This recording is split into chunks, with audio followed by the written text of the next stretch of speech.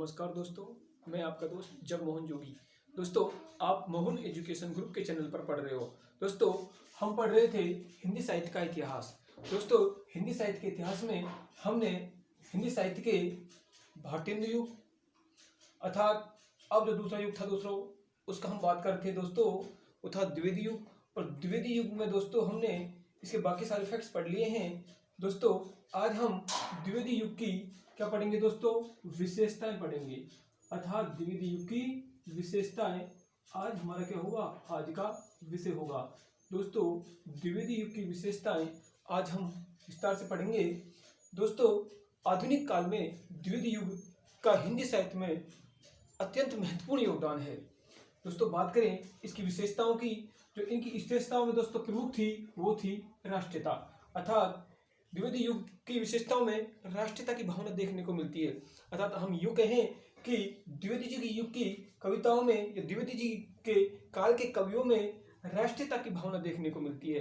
अर्थात इन लोगों ने राष्ट्रीयता को लेकर या राष्ट्र के प्रति भावना को लेकर या अंग्रेजों के प्रति अपनी विरोधता जताते हुए किनकी रचना की? कविताओं की रचना की, कहानियों की रचना की, उपन्यासों की रचना की। इसलिए इस युग की विशेषताओं में हमें पहली जो विशेषता मिलती है वो मिलती है राष्ट्रीयता की भावना।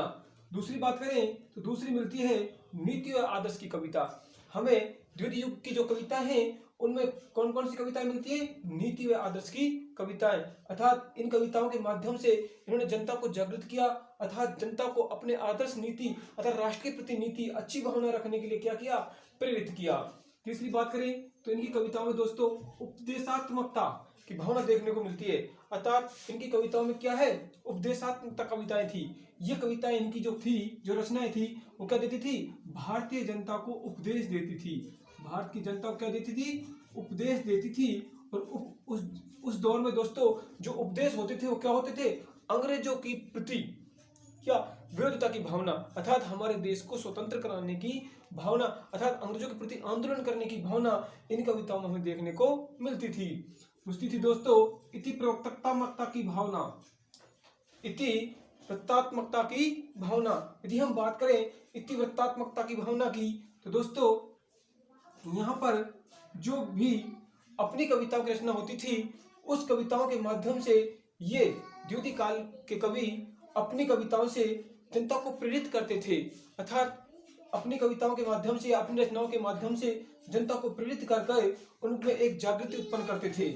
अगली है सामाजिक समस्याओं का चित्रण। अर्थात द्विवेदी युग की कविताओं में जो समाज में सामाजिक समस्या थी, जो समाज में कुरीतियां थी, जो समाज में भुखमरी, बेरोजगारी आदि समस्याएं थी, अर्थात दूसरों का शोषण, बेकार प्रथा, बाल प्रथा, विधवा प्रथा, काफी समस्याएं थी। तो इस युग में उन समस्याओं को लेकर कविता में क्या किया गया? इस युग के लेखन में लेखक ने इनके क्या किया गया? चित्रण किया गया था। सामाजिक समस्याओं का क्या किया गया?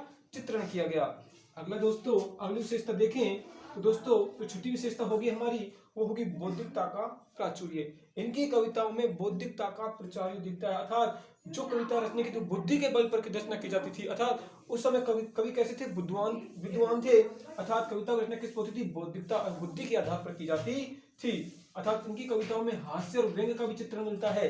अर्थात इस युग में हास्य व्यंग्य की कविताएं, एक तो कैसी थी? हंसी की कविता थी, हास्य कविता थी, और एक व्यंग्य की। अर्थात व्यंग्य किसको लेकर किया गया? अंग्रेजों की कृतियों को लेकर क्या किया गया? व्यंग्य भी इस युग में हमें देखने को मिलता है। दोस्तों अनुदित कार्य की प्रधानता, इनकी कविताओं में अनुदित कार्य की मिलती थी, प्रधानता मिलती थी। अगली बात करें विषयों की विविधता। इनकी कविताओं में जो ये कविता रचना की गई थी, इस युग के लेखकों में अनेक विषयों पर क्या की गई? रचना की गई, अर्थात विषयों की विविधता। तो इस युग की कविताओं में हमें अनेक विषयों की विविधता भी देखने को मिलती है। काव्य रूप की विविधता अर्थात बात करें काव्य के रूप की विविधता तो यहाँ काव्य रूप में क्या मिलती है? हमें अंतर दिखाई देता है, विविधता दिखाई देती है। क्यों? क्योंकि यहाँ पर कवि क्या कर रहे थे? दूसरी भाषाओं की कविताओं को अपनी भाषा में क्या कर रहे थे? लिख रहे थे। तो हम कह सकते हैं कि यहाँ काव्य रूप की भी हमें क्या मिलती है? विविधता देखने को मिलती है। दोस्तों ये था द्विवेदी युग के कवियों की कविताओं की विशेषताएं, लेखक की विशेषताएं। दोस्तों यदि आपको बोर्ड परीक्षा में 4 अंक लाने हैं तो दोस्तों आपको प्रश्न को हल करते समय एक बार आप रेखा चित्र बना लीजिए, अर्थात अपनी विशेषताओं का क्या बना लीजिए, रेखा चित्र। जैसे कि विशेषताएं यहाँ आप क्या बनाइए, नंबर 1 विशेषता ले लीजिए, दूसरी ले लीजिए, तीसरी ले लीजिए, चौथी ले लीजिए, पांचवी ले लीजिए, छठी ले लीजिए। अर्थात पहले इन विशेषताओं को क्या कर दीजिए, एक रेखा चित्र के माध्यम से अपने कॉपी के पेज में दर्शा दीजिए और फिर एक एक विशेषता को लेकर इसका क्या कर दीजिए, 1 से 2 लाइन में क्या कर दीजिए, वर्णन कर दीजिए। दोस्तों आपको ऐसा करने से एग्जामिनर के पास एक कॉपी एक नए रूप में जाएगी। तो एग्जामिनर आपको 3, 3.5 या 4 भी नंबर आसानी से दे सकता है।